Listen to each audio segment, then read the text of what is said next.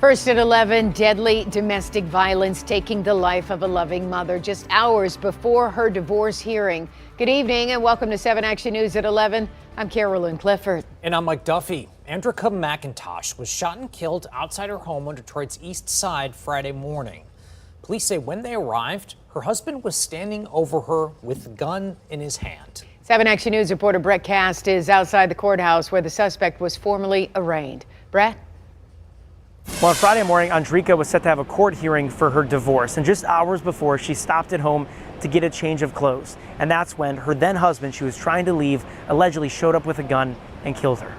She just had a heart of gold. A single tragedy that touches dozens of lives. A mother of 7 killed in the midst of seeking a divorce. The man now charged in her murder is her husband of 13 years. She just had the biggest heart.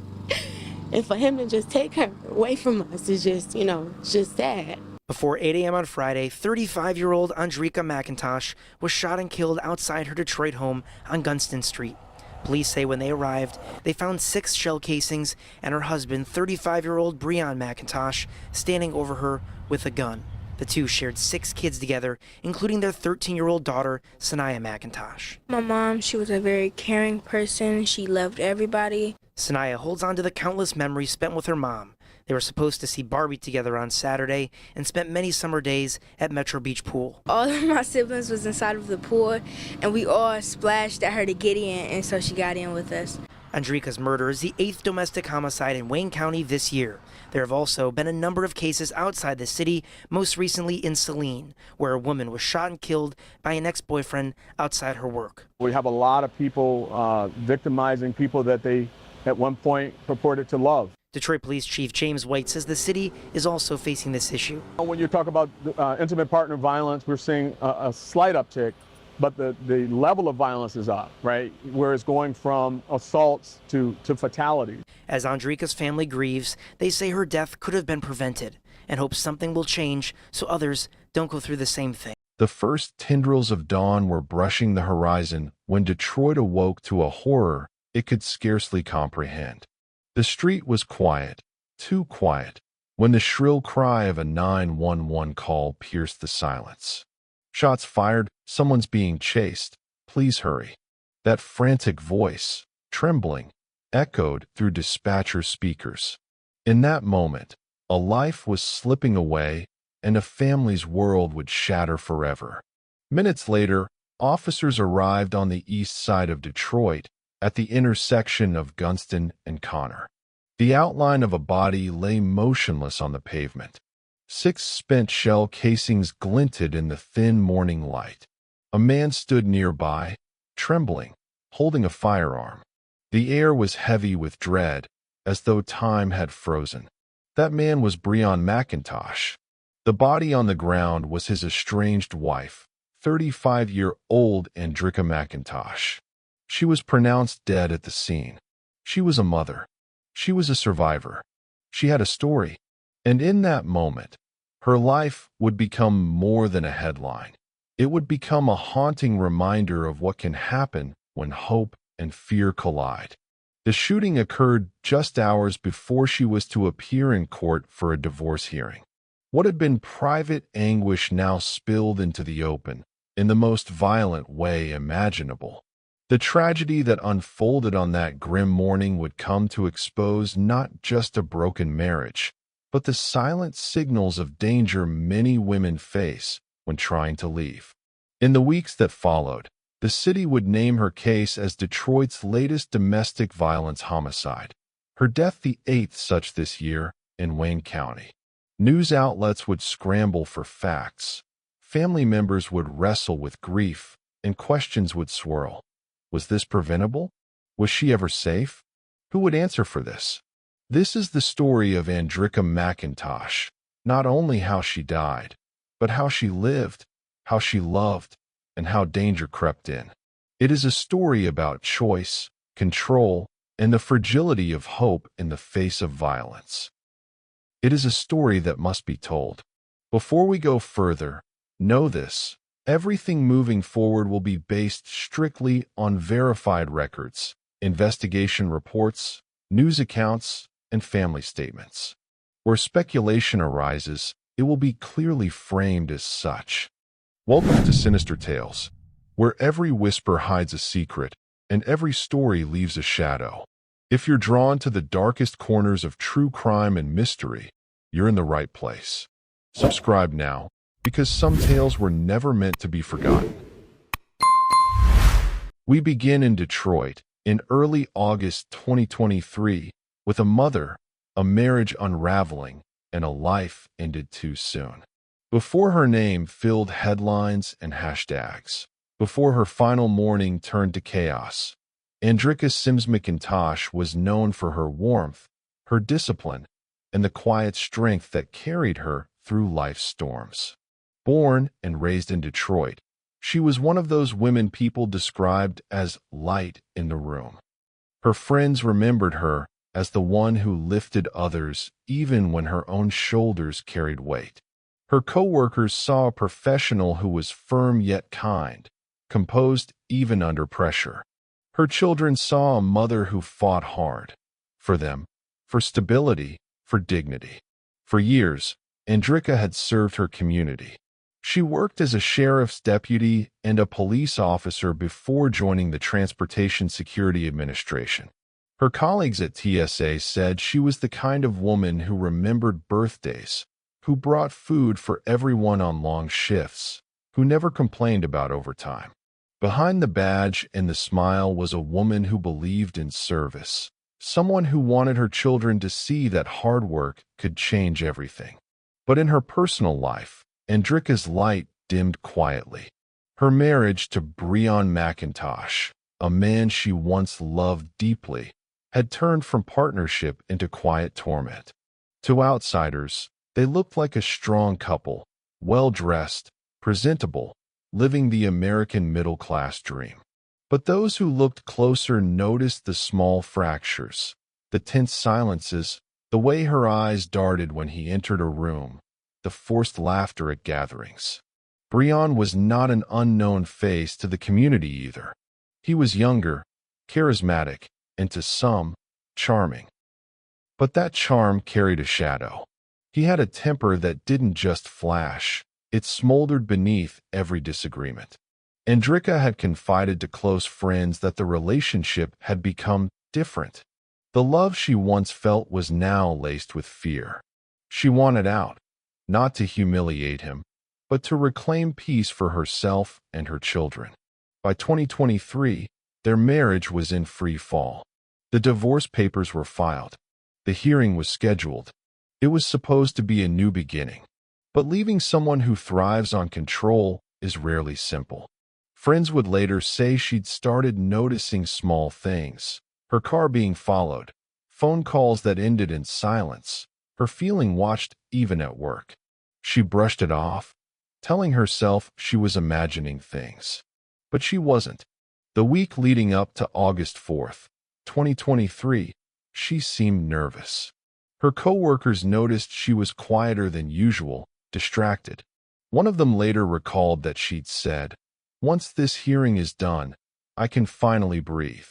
It was as if she could already taste freedom, even though danger was moving closer by the hour. Her 7 children were her world. Everything she did, every late shift, every sacrifice, was for them.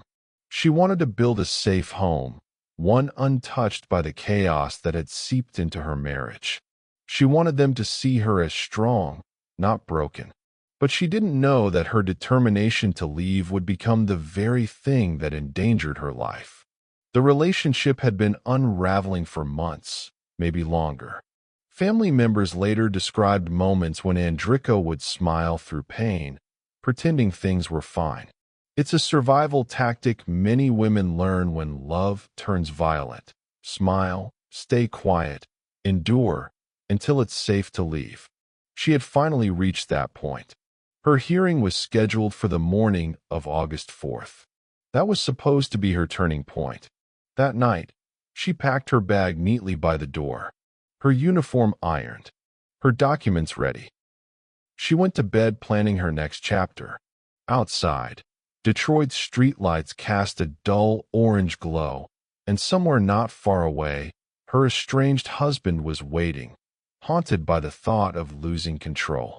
What no one could see then was how that final night, the hours before dawn, would become the thin, irreversible line between survival and tragedy.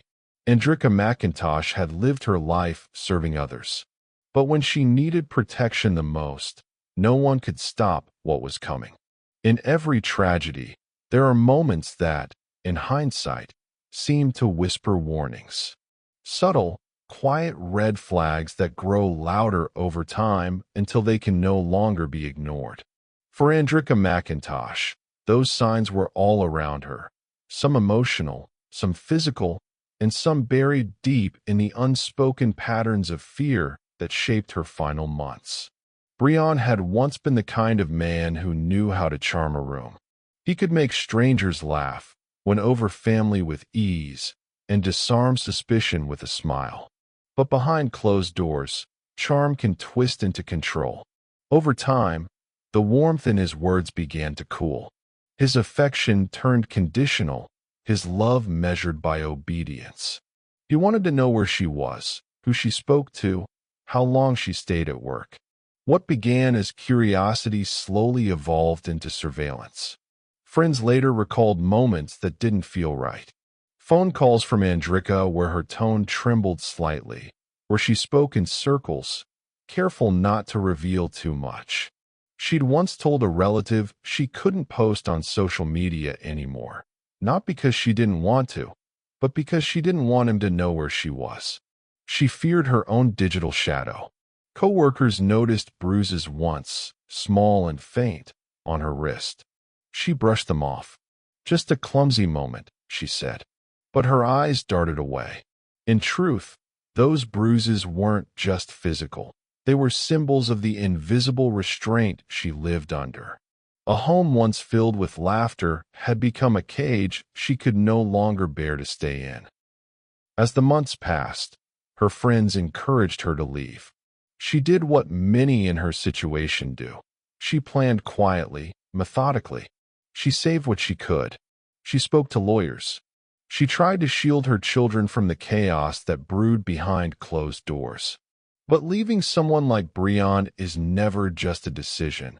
It's a declaration of defiance, one that often provokes rage in men who cannot accept loss of control. Records show she filed for divorce earlier that year.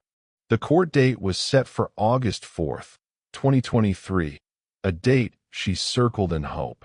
But in the days before, the tension deepened. There were phone calls filled with anger. He wanted to talk. She refused. He wanted to fix things. She told him it was too late. What she didn't know was that her refusal, her attempt at closure, had ignited something dark in him. A belief that if he couldn't have her, no one could. In the final week, the warning signs multiplied. Her relatives said she seemed distracted, checking her surroundings more than usual. She told one friend that she thought she saw his car near her street, but convinced herself she was imagining it. At work, she began parking closer to the building entrance. She was moving through life like someone walking on thin ice, pretending it could still hold. On August 3rd, the night before the hearing, she spoke briefly with a close friend.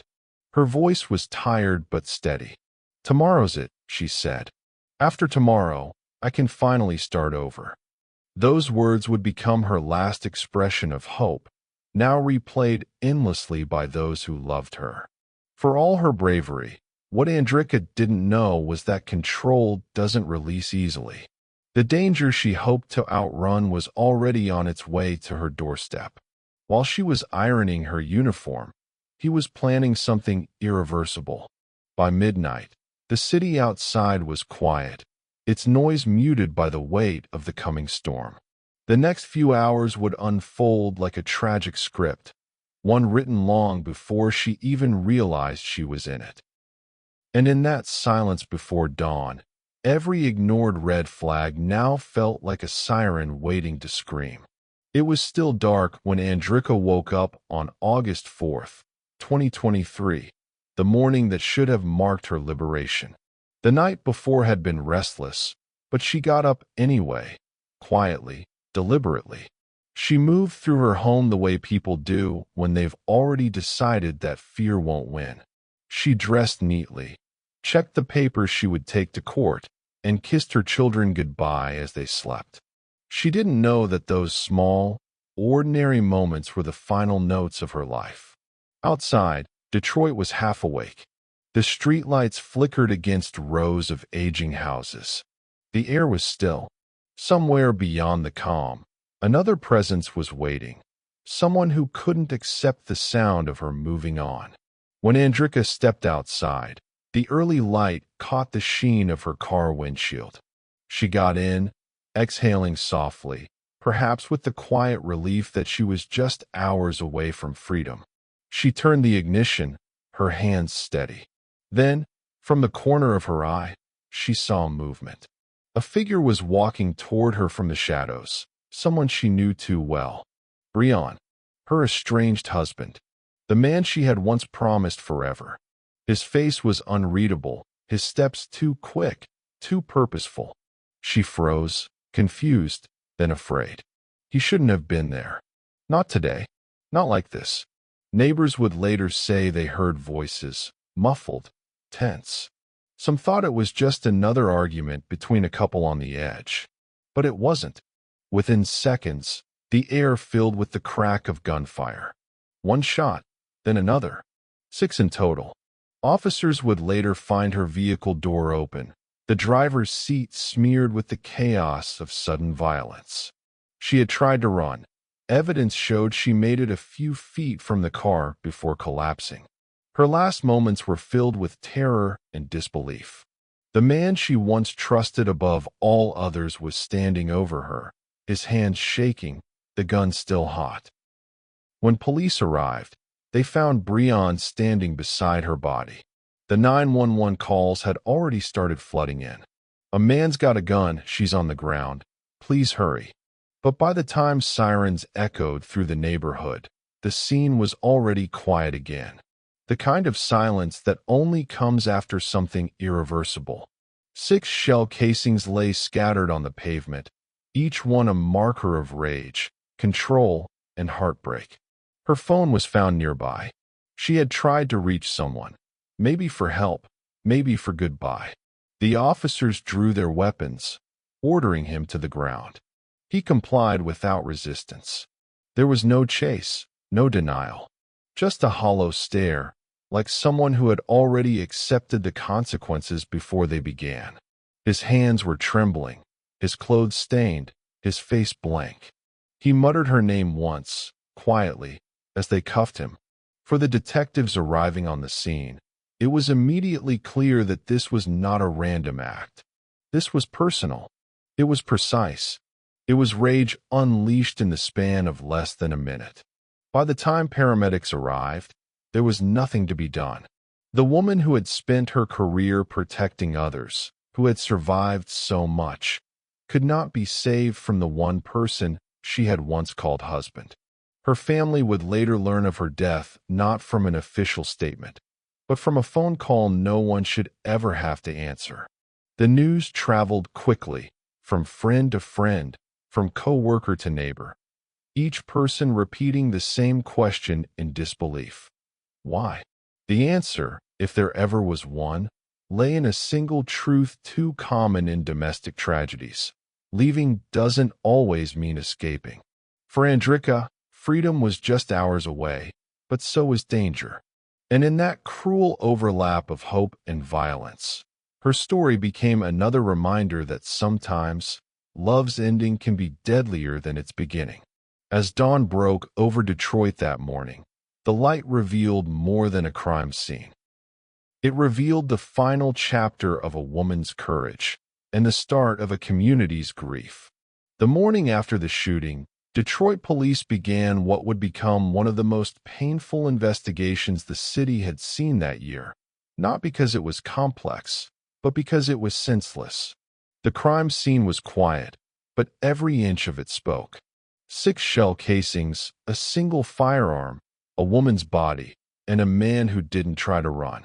There was no mystery in who pulled the trigger. The question was why. Detectives moved through the scene with measured silence. The first officer's body cam captured the stillness of Breon McIntosh standing near his wife's body, eyes vacant, as if he were detached from what had just unfolded. When they asked him to step back, he didn't argue. He dropped the weapon, whispering something too low to hear, and allowed himself to be taken into custody. It was over almost as quickly as it had begun. Inside the evidence bags, investigators found everything they needed. The semi-automatic pistol used in the shooting, 6 matching shell casings, a cell phone, and the faint scent of gunpowder that lingered in the air like the echo of what he'd done. Forensics confirmed what eyewitnesses had already described. He'd fired multiple rounds, close range, without hesitation. But behind the simplicity of the crime scene was a tangled web of motive and emotion. Detectives dug through court filings, restraining orders, and witness statements. They pieced together the narrative of a marriage unraveling over months. Divorce papers filed, arguments escalating, messages that blurred the line between love and threat. She was leaving, and he could not bear it. The investigation uncovered text messages that hinted at desperation, words that now sounded like forewarnings of violence. He'd told her they needed to talk. She'd refused. He said he'd show up anyway. That final message, time-stamped the night before the shooting, painted a chilling picture of premeditation. Detectives interviewed neighbors who described hearing shouting just before the gunfire. One remembered seeing a car parked down the block earlier that morning, its lights off, engine idling. It was Brian's car. He had been waiting, watching, waiting for the moment she stepped outside. Forensic experts reconstructed the sequence of shots. The trajectory showed he fired first as she sat in her car.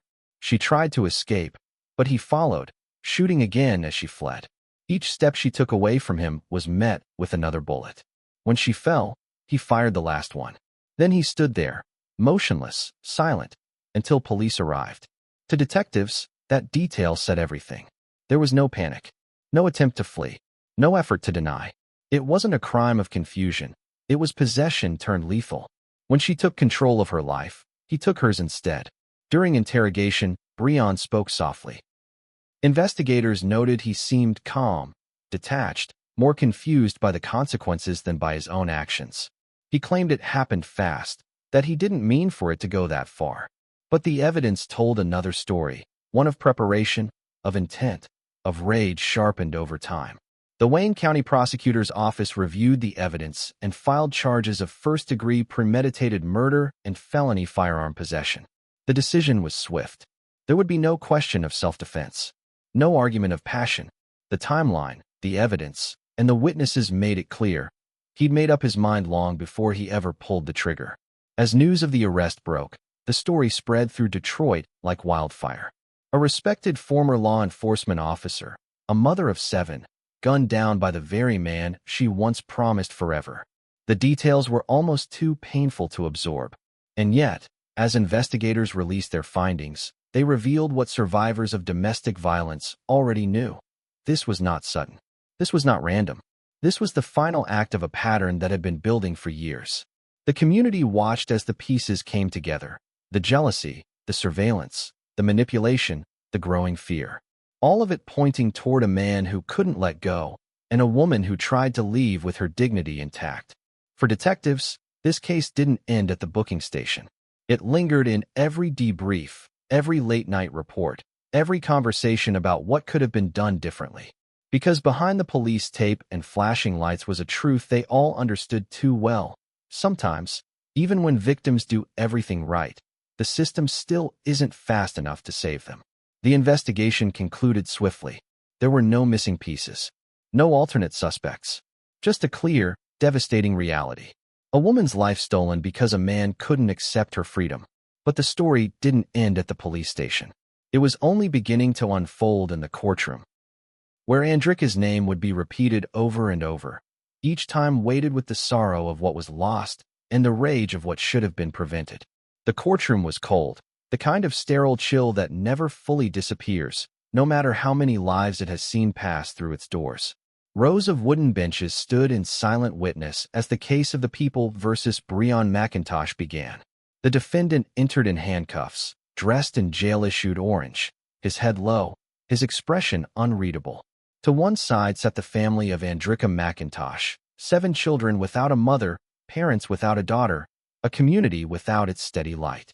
From the very beginning, prosecutors were clear: this was not an act of passion. It was premeditated. It was cold. It was deliberate. The evidence, they said, spoke louder than any defense ever could. They began by replaying the 911 calls, trembling voices describing the shots, the chase, the horror of watching a woman fall to the ground as her estranged husband stood over her. The courtroom filled with the sound of fear frozen in time. Then came the photos: 6 shell casings, a semi-automatic handgun, a driveway streaked with blood. Each image was a wound reopened. Each detail pulled the family closer to reliving that morning they could never forget. The prosecution built their case around 3 things: intent, preparation, and proximity.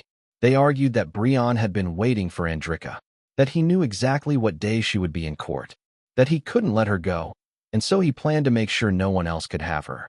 The texts, the witness accounts, and the trajectory of the bullets all painted a portrait of deliberate control. They called her colleagues to testify, people who spoke about her last days, how she'd been nervous, how she'd said she just wanted peace. They called the officers who responded to the scene, who described finding Breon standing over her body, gun still in hand, eyes empty. They called the forensic experts who explained how close he had been when he pulled the trigger. And then came the defense. Their argument was simple but fragile.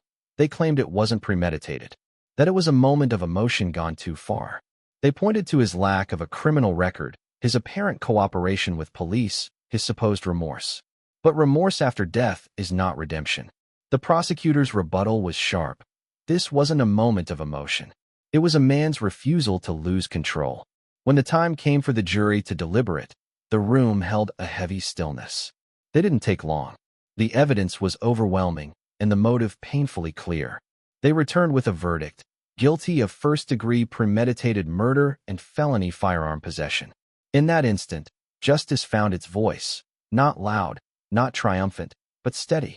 The family wept quietly. Some held hands, others bowed their heads. The children weren't all present, but the weight of their absence filled the room. Breon stared straight ahead, no reaction, no apology. Just a hollow man facing the truth of what he had done. The judge's words were measured but final. He spoke of a woman who tried to build a life for herself and her children. A woman who served her community, who chose peace over pain.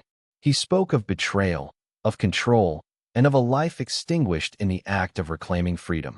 Then came the sentence: life in prison without the possibility of parole. There was no outburst, no emotion, no final plea. Just silence. A silence so deep it felt as though the entire courtroom was holding its breath. For Andricka's family, it wasn't closure, it was confirmation. The truth was now written into the record, but no verdict could bring her home. Outside the courthouse, her loved ones gathered in a small circle, surrounded by reporters and cameras. One relative spoke softly. She did everything right. She tried to leave. She tried to protect herself. But the system failed to protect her. Those words hung in the air long after the cameras stopped rolling. In the days that followed, the headlines would fade. Another case would take its place, another name, another loss. But in Detroit, and among those who knew her, Andricka's story would not be forgotten. Her death became part of a larger call for reform, a plea for stronger protections for women trying to escape abusive relationships. For the courtroom, it was another closed file. For her family, it was a life sentence of a different kind. One filled with empty birthdays, unanswered questions, and the echo of her laughter that now lived only in memory. And so, as the gavel came down that day, the sound did not signal victory. It marked the end of a battle she should never have had to fight. In the weeks following the verdict, the city of Detroit seemed to exhale a sorrow that hung heavy in the air. The story of Andricka Sims-McIntosh was no longer just a crime. It had become a symbol. A reflection of every woman who ever whispered, "I'm scared," into the void, hoping someone would listen. Her family's grief was quiet but consuming. Her mother often stood at the kitchen window, staring at the driveway where her daughter used to pull up, kids tumbling out of the car with laughter. Now, that sound was gone, replaced by silence that no verdict could heal. Her 7 children were scattered among relatives. each carrying fragments of memory too heavy for their young hearts to hold. The oldest, barely an adult, tried to become what their mother had been: strong, responsible, unbroken, but grief has a way of aging people faster than time ever could. The community mourned her not as a stranger, but as one of their own. At a vigil outside the courthouse, candles flickered in the wind, small flames trembling against the dark. Co-workers from the TSA and the sheriff's department stood side by side with neighbors and strangers. Some wore their uniforms in her honor. Others came in silence, carrying flowers, photos, or handwritten notes. Her name, Andricka, echoed softly through the crowd like a prayer. Those who spoke that night didn't talk about her death. They talked about her life, her laugh, her generosity, her discipline. One friend said she was the kind of woman who would give you her last dollar and still ask if you needed a ride home. Another described how she used to bring extra lunch just in case someone forgot theirs. It was these small, human details that made her absence so devastating. She wasn't a statistic. She was love in motion. But amid the grief, there was also anger. Her relatives asked the question so many families of domestic violence victims ask too late. How could this happen? They wondered what could have been done differently. Could anyone have stopped it? Could the system have intervened before the gunshots rang out that morning?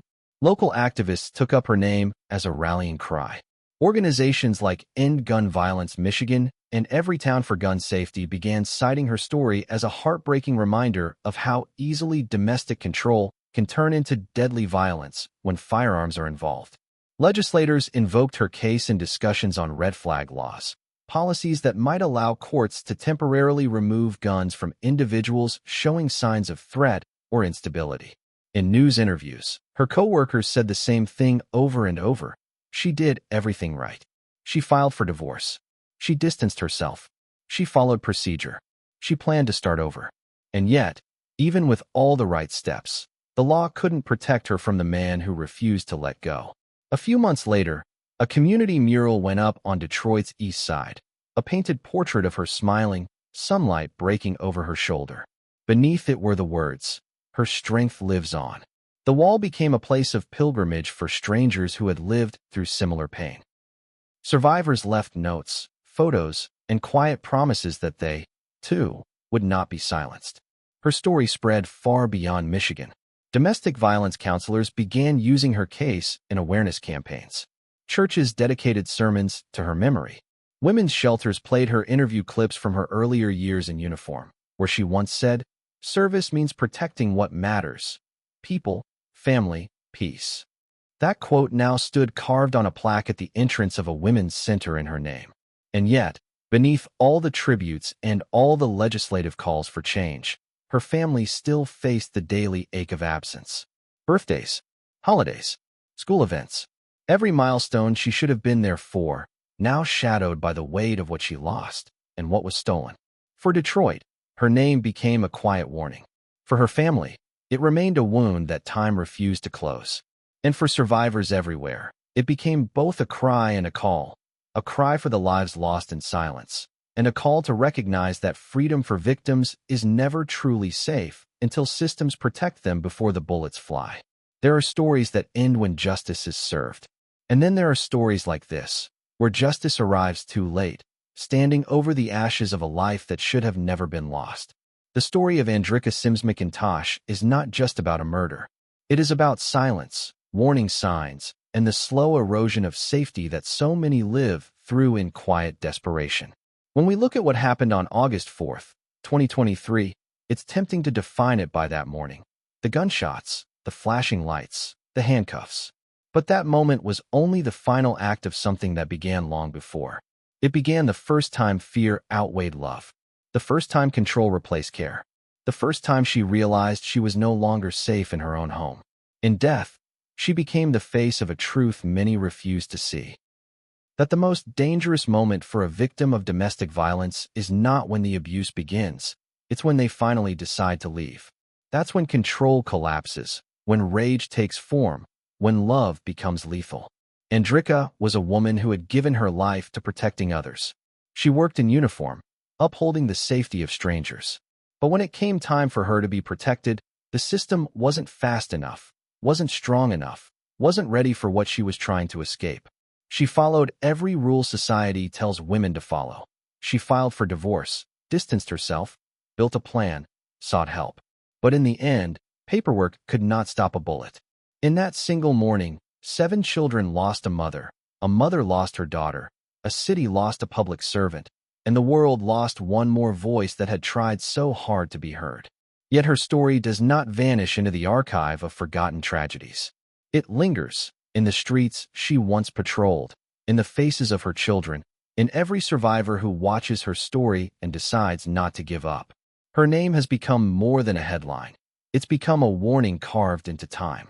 Somewhere, right now, another woman is standing in front of a mirror, telling herself it's time to leave. Maybe she's packing a bag in silence. Maybe she's convincing herself it's safe to wait until morning. Maybe she believes she's alone. But she's not. Every candle lit for Andricka is a reminder that her story must save someone else's. Detroit still carries her memory, not in mourning, but in motion. Community groups, shelters, and advocates have begun using her story to push for change. Faster responses to domestic threats, stronger firearm restrictions for abusers, and safe pathways for those trying to escape before tragedy strikes. In that movement, her voice lives on, steady, resilient, and unbroken.